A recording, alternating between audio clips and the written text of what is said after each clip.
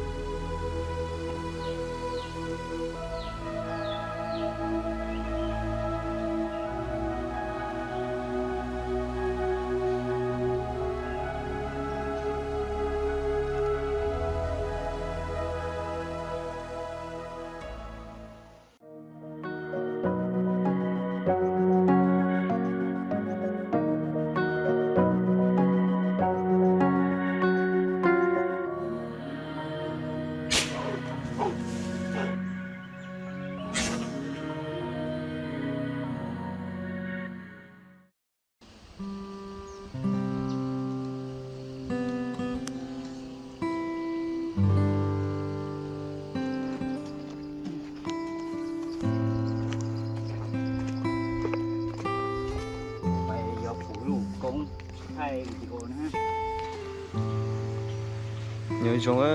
chúng bây giờ là chúng sai sụt đó nè nó cũ ha enjoy à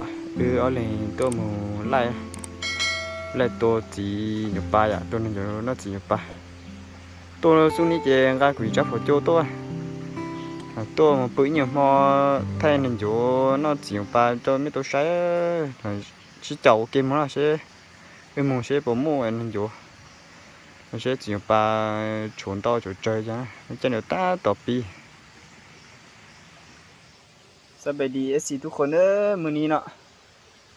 เฮานะ2คนเด้อสิไปล้อนะยิงกระหอกเนาะยิงกระหอกกินนะมื้อเดือนเด้อมาสุดนี้แล้วสิไปนอนคืนนึงอยู่นะถึงภูเขาพุ่นน่ะมื้อเดือนก็จะอยู่ถึงนะภูอยู่นี่ภูตัวเขาเห็นอยู่นี่เขาสิขึ้นไปว่ามันชั่วโมงนึงเนาะเพราะว่าเขาก็มาห่อครึ่งทางแล้วคันสิไล่รวมเต้อยู่บ้านมาแล้วเขาก็มา2ชั่วโมงไปพุ่นนะเมื่อเดือนมีตัวนึงอยู่นี่มีสุกร้ายล่ะตัวนี้แต่ว่ามันอยู่ใกล้เส้นทางแล้วบ่มีของกินมีแต่ตัวนกก็นั่นน่ะตัวจอนเนาะกระจอนกินอยู่ลมนี่ในย่านี้แล้วจะแม่นรอยิงแต่มื้อเดือนเด้อมันก็ฮอดนั่นน่ะฤดูร้อนเนาะมันสิเข้าแล้วฤดูฝนเนาะเริ่มมื้อเดือนก็เริ่มแล้ว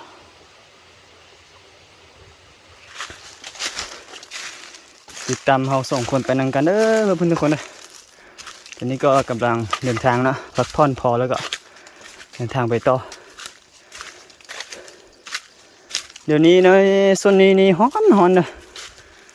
ขึ้นภูนี่บ่ไหวแล้วเดี๋ยวนี้นะตอนนี้ก็10 โมงchỉ nó cổ mông cú cất rồi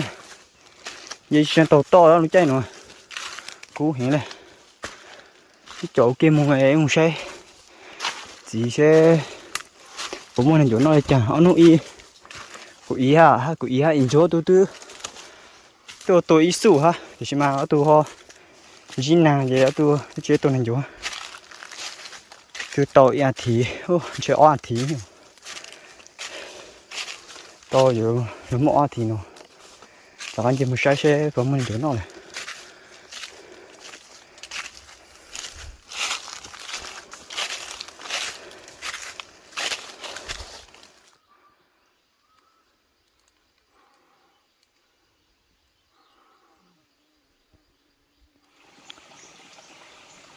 มาห่อนี้แล้วมาต้มน้ำกินก่อนเอาไปกินอยู่ถึงพุ่นว่าขึ้นไปฮอดถึงพุ่นแล้วบ่มีน้ำอ่ะจุดเล่นน่ะเนาะจุดเล่นน่ะเนาะมาเล่นเจนี่โป๊ะโซนี่รู้จงเนาะโซเราทำmột bề gì chỉ một lên đi còn nó như là dây trống vậy dây trống dây chỉ chắc ăn kẹt gầy giờ chỉ lên gầy rồi cứ hàng này giờ chỉ một lênจุดเล่นน่ะขึ้นไปพุ่นแล้วบ่มีน้ำเนาะมันต้องน้ำอันอยู่นี่เอาไปกินอยู่ทั้งหมดน้ำธรรมชาติ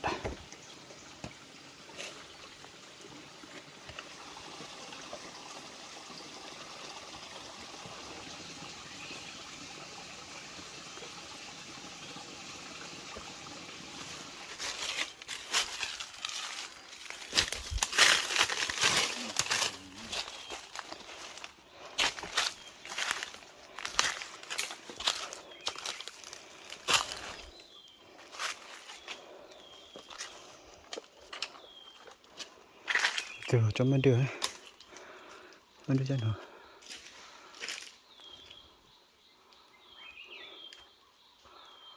mấy đứa tên gì thì là còn rồi xài hiện nay rồi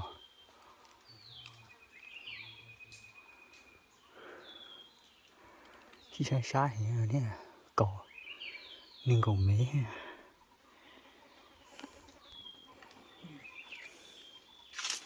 cái của chuyện nó tao tìm bữa nhang mì tao ho kín cho nên giờ chuyện nó ít tụi từ là sẽ ít tụi chứ tập tìm bữa ní có nhang kín chứ hồi nữa nhang hiện hồi kín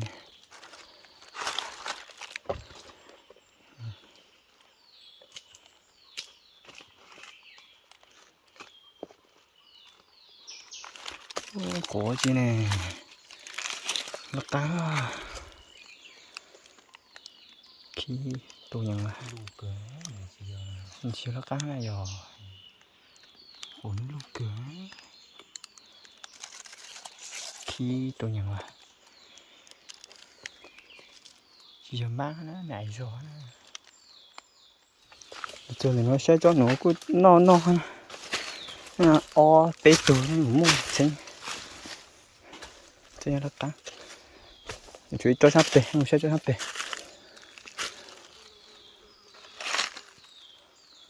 làm thêm bưng đi nhàng kín như này tụi họ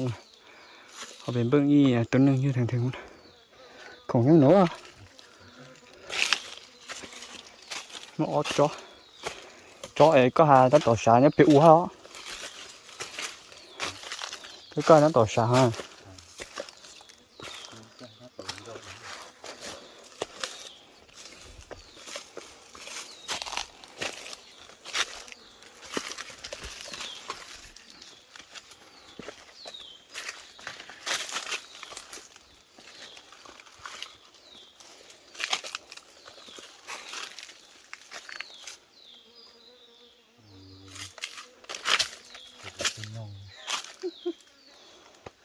tụi nông quá rồi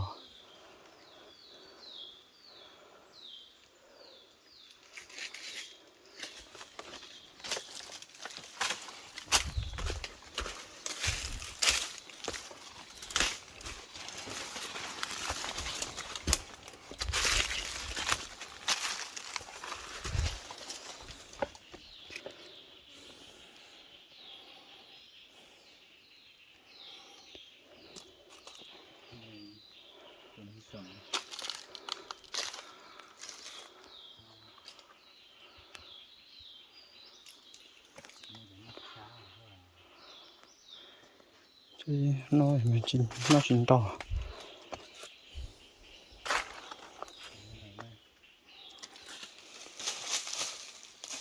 ตามที่เบิ้งนะตัวนี้ถือว่า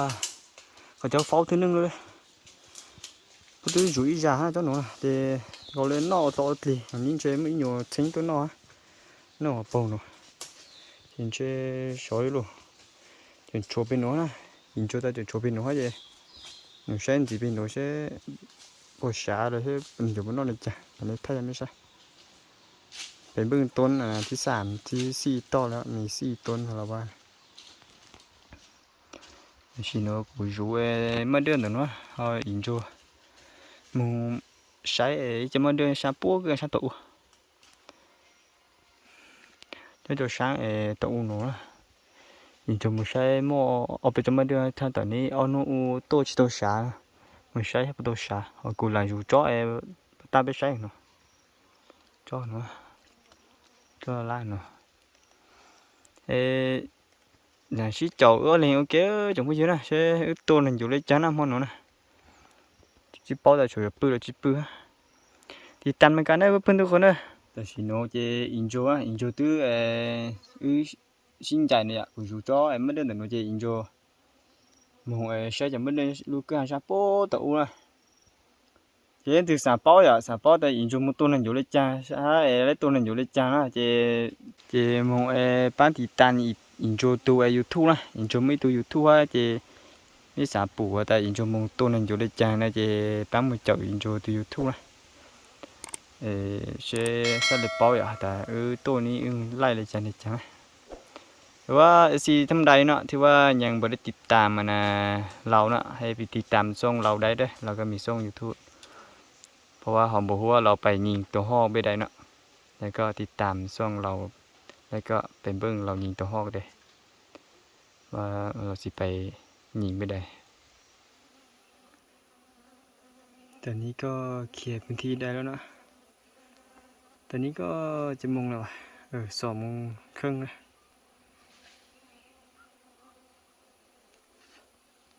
2:30แล้วเนาะเฝ้าเนี่ยมันเดือย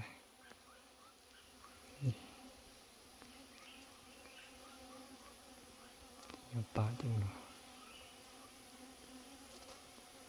พี่เจ้าแก่จังเนี่ยที่ผมว่าเจ้าโตช่วยตึง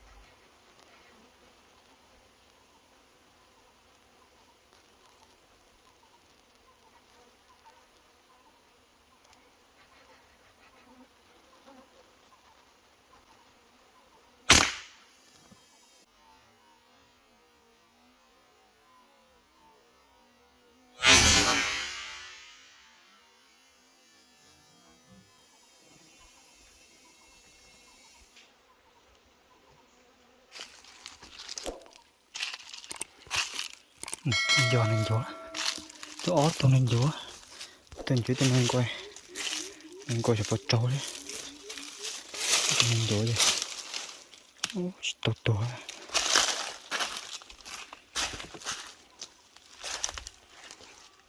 นึงอยู่ตั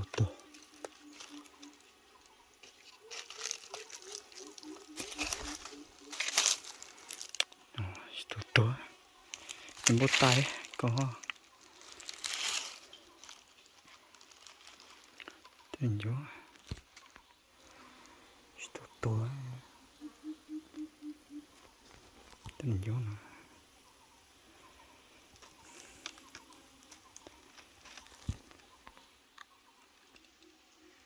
itu no lấy tu chỉ tu tôi là tô nó bóng là tu hết bên nó nhưng có lẽ tô cái tôi thấy tôi chỉ nó bóng này bói trôi chả là một sai hết trôi à rồi bói trôi chả nữa rồi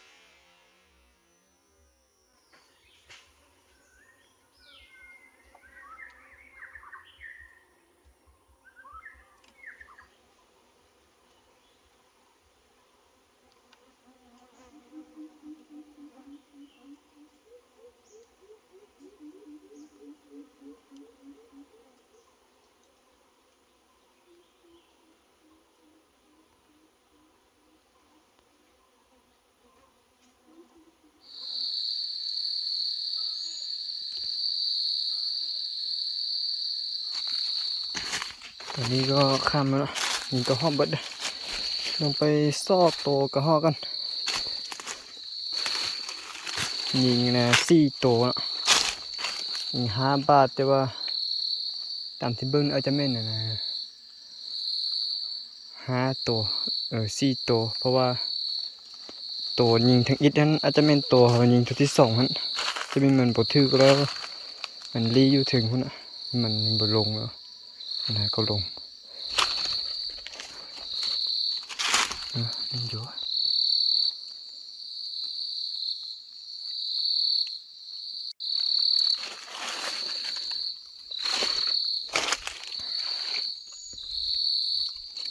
ใช่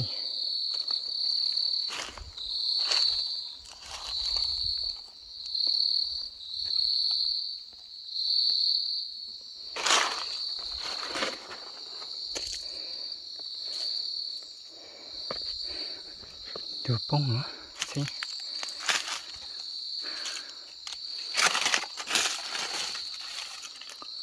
ได้2 ตัวตึมตัวนึงอยู่ลุมแล้วได้3 ตัวไปโซ่หาตัวกันในบ่เห็นเลยยอไอ้ตัวนักการจิปูจะจิโตจะจิช่วงนี้จิโตจ้ะตัวเป็ดตัวมองนะตัวเล่นกับตัวเป็ดตัว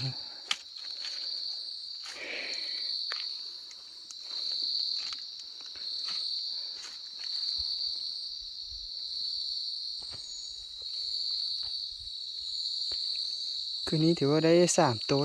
แต่นะมีเต้กระหอดำอ่ะบ่มีกระหอแดงเลยนี่ได้3 ตัวยิง5 บาทเนาะได้3 ตัวตัวนึงซอบบ่เห็นส่วนตัวนึงที่ตอนเรายิงทั้งอิดนั้นอาจจะเป็นตัวเรายิงตัวที่2นั้นเพราะว่าเรายิงแล้วมันบ่เห็นเลยนะอาจจะเป็นตัวเดียวนั้นยิงแล้วมันลี้อยู่แถวๆต้นไม้นี่เรามันค่อยออกมาซ่อหากิน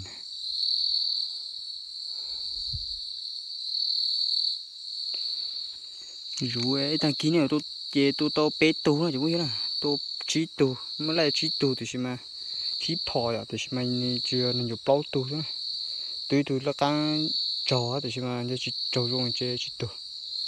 giờ chỉ bùเลยเป็ดตัวนู้นจะชี้ตัวเปล่าอยู่ปื้อเลยอยู่จอกันมันเจ๊จะขอแต่ก็chỉ muốn mắng nó giờ hắn đang chỗ gọi là chỉ bù lên nữa chứ chứ nhập là nhỏ bự mồm là chỉ muốn chỉ không khó chế vô chẳng to chỉ muốn chế giờ cho cá muốn chế giờ bây giờ bao giờ là giờ enjoy ạ mù lấy cho sát bộ tổ u vậy bây giờ ta mù sáng chơi chỉ một chỉ chỉnh hết vậy nếu cô lùi ta của cho cá một chế chứ chỉ một măng này mình chủ thứ chế tôi đi sư chính sau rồi để một măng là sao để bự đó chỉ một măng nói thì sao chỉ bự cho cá một chế thế